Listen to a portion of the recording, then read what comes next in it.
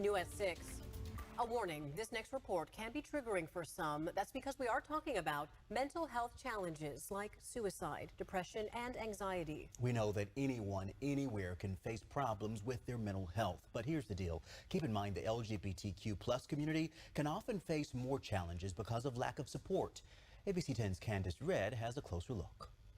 As a therapist, Natalie Delfin works to protect mental health of all, especially people in LGBTQ plus communities. For her, it's personal. When I was looking for therapeutic services, it was really challenging. In the past, she says she struggled with depression and anxiety pretty significantly throughout my life.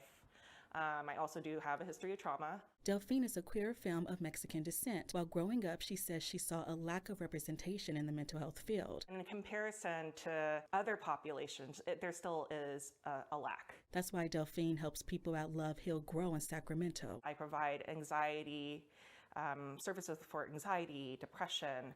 I work with folks that are struggling with trauma, life transitions. The nonprofit GLAD says LGBTQ plus people experience high rates of mental health challenges because of stigma, discrimination, and bias. A national survey from the Trevor Project shows 41% of LGBTQ youth considered attempting suicide in the past year. 67% reported experiencing anxiety, while 54% reported depression. Pride Month is declared once a year, but the needs of our community are year-round. The Sacramento LGBT Community Center offers free counseling and community support groups too. There are a lot of people who are still in need, that we are all suffering in society after these last several very tumultuous years. We suffered through COVID and political unrest and attacks against LGBTQ people and an increase in hate crimes and racial injustices.